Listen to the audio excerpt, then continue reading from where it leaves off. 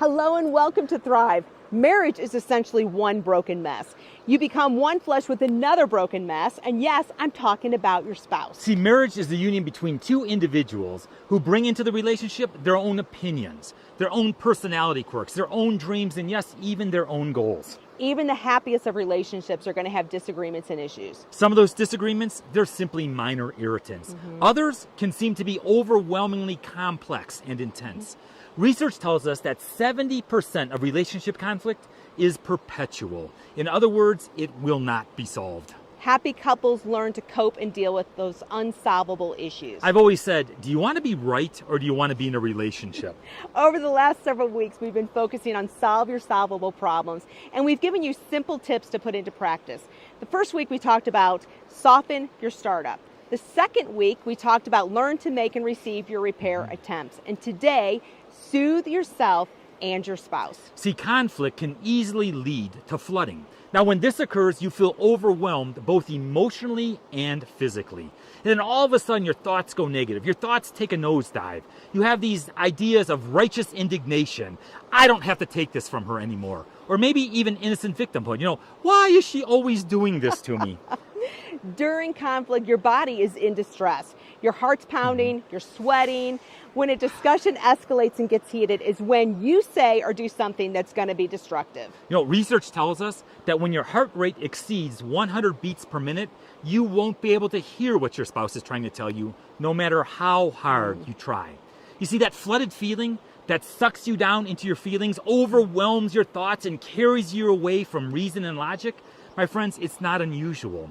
We've all been there. See, it takes skill to work through what's happening in your body and in your mind before you behave in such a way that may be damaging to your relationship. So that first step is to stop the discussion. See, if you keep going, you're going to either explode, you're going to blow up on your loved one, or you're going to implode. That's called stonewalling. You basically shut down and you remove yourself from the conversation. Both will not help your relationship. The only reasonable strategy is to let the other person know that you're feeling flooded and that you need to take a break.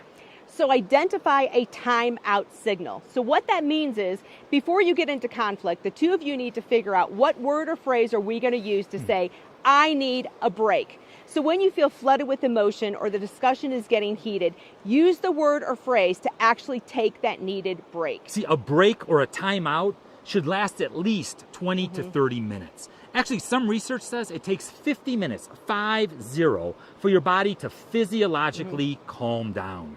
So take that time for self-soothing. Avoid thoughts of righteous indignation and innocent victimhood. Yeah, you're not out there developing your closing arguments. You're not out there thinking, I'm going to stick her with this. No, you spend your time doing something that's soothing and distracting. I mean, listen to some music. Go for a walk or a run.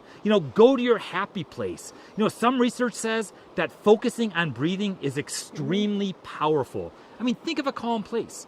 Just a side note, research shows us it's more difficult for a man's body to calm down than for a female's body. And so cooling down is an extremely important part of self-soothing in a relationship.